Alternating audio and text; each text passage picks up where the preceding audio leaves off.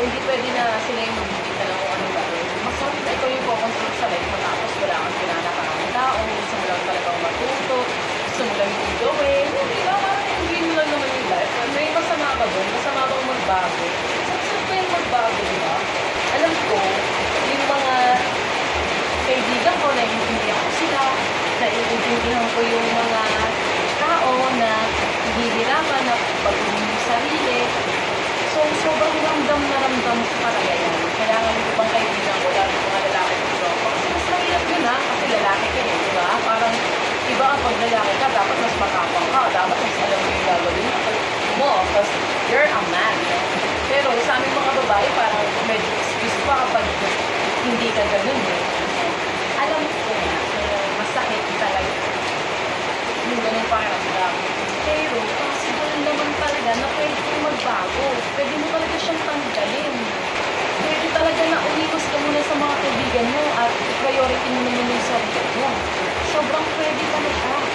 Sobrang hirap na lang, pero worth it naman yung kalalabasan mo kapag nagawa mo siya. So, kumbaga, iba nga yung pinakamahihirap na laro, ayun yung mga merong magagandang award or reward. So, for example, naglalaro ka ng ML. So, yung mga makakalaban ko dun, mga mahihina ka lang. Level 1 pa lang yan eh. Level by level naman eh. Kumbaga, day by day naman eh. Basta susundan mo lang yun eh. Kung ano lang yung sinusundan mo sa level na yun at kung paano mo pinapalakas yung karakter mo doon na pinili, so ganun din yun sa sarili mo. Kung yun yung nagpapalakas, yung mga nakakaharap natin ng mga pagsubok. Pero meron din yung mga biggest pagsubok. At sila yung matatagal na patayin. Ano bang tawag dun? Basta diba sa ML, meron din yung parang yun, mas magkakaroon sila ng lakas. Yun. Diba, meron yung third cut, tapos meron pa yung mga iba-iba. Basta yun, kasi masabi ko, hindi ko siya masabi. Yun. O yun, mas medyo mahihirap palabanin yun, diba? So, kailangan, mapagtagumpayan mo yun. Kasi kung dun pa lang, hindi mo na yung kaya mapagtagumpayan, paano mo pa makukuha yung turtle? O, diba? Kasi after ng turtle, hindi pa yan eh. Meron pa talagang mga tao, yung ibang karakter din eh, na mga delivery sa'yo, na huwag mong gawin niya, na hindi sa'yo bagay. Wala naman yun. Kumbaga, o ano naman, hindi bagay. Eh, ito yun eh. Ito yung kailangan kong pagdaanan para mapunta ako din sa dapat kong puntahan na gusto kong pagkatao ko. Kasi totoo naman na pwede kung palang control mo yung sarili ng buhay mo. Kumbaga, pwede ka talagang gumawa ng way para sa sarili mo. Kahit anong bagay pa yung pinupulso mo, magagawa mo talaga yon na magbago kasi yun yung gusto mo. At kapag nag-decision ka dapat na gagawin mo yun, gawin mo talaga yun. Kasi yun nga yun, hindi pwede sasabihin mo lang na gusto mo yun. Pero dapat may step ka na nun. Inaaral mo na, kung konti-konti mo na, hindi mo naman kailangan na aralin nila. Kumbaga, unti-untiin lang, nood-nood ka lang, motivational hanggang mapapalalim ka, hanggang workout naman para sa health mo, hanggang kung ano gusto mo i-workout kasi gusto mo lang naman i-marinalo yung katawan mo, sakto na lang din siya ng bunga. Nagkakaroon na lang din siya ng effect sa katawan mo. Sample na lang natin yung pag-inom.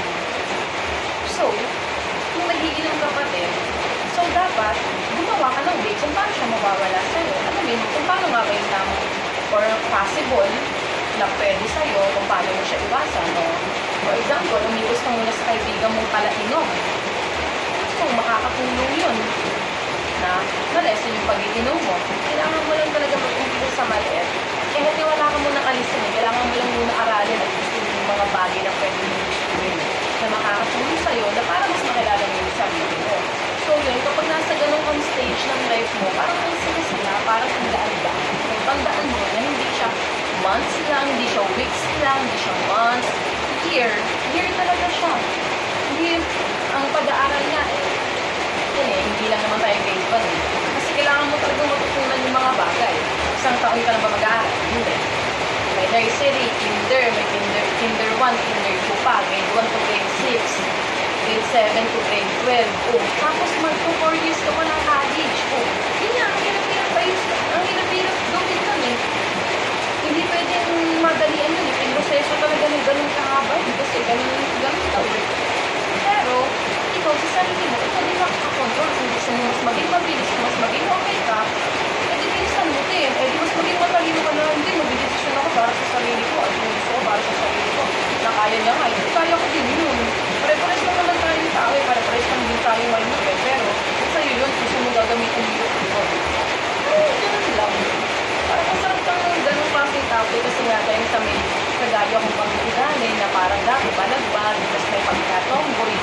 daw, hindi naman tomboy. Hindi ako tomboy, pero parang ganun nga. Dahil marami rin akong kaibigan na lalaki. Kapatid ko, lalaki. So, parang lalaki yung mga nakukuha kong galaw. Kasi nga, parang feeling ko maano ako maka-adapt sa mga tao. Hindi, naalala ko din sa sarili ko na may ganun ako. Yan. So, yun. Gusto ko lang talaga sabihin na possible talagang magbago at masarap talagang magbago. Masarap talaga maging iba. Masaya. Masaya. Gagawin mo yung gusto mo, hindi mo kailangan isipin yung ibang tao na magagalit sa ganyan, hindi ako sumama sa kanila. Ayaw ko sila magalit. Sige, magalit na kayo. Wala ganun talaga Yun na yung mga kailangan mong harapin. Kumbaga, yung pangalan, galit pangalan nila. Yung tapit ka na. Wala. Di mo talaga makaharap yung mga mas mahihirap pa doon. Lalo kapag magtinang mo na. Family mo, nakakasama mo sa bahay mo na. Siyempre sila yung araw-araw mo kasama yun, di ba? Kumbaga, para naman din maging okay. Ibigay mo lang din sa kanila yung mga galita. Basta practicing mo lang, anumin mo lang, mag-aral ka lang. Wala akong specific na maibibigay kasi hindi talaga ako, hindi man ako professional sa mga ganito. Kumbaga, natutunan ko lang siya sa sarili ko. And yung mga natutunan ko lang at na-experience ko lang, yun lang talaga yung mga kaya ko ma-share. So yun, talagang possible na magbago at possible na magawa mo yung mga gusto mo. Step by step lang, kahit mahirap yan, go lang, laging mayroong resulta lahat ng bagay sa mundo. Lahat ng gagawin mo may resulta. Lahat ng gagawin mo may resulta. Yun, so yun lang, kasi naman ako sa vlog ko, okay na yun. And thank you at nakapag-vlog ulit ako.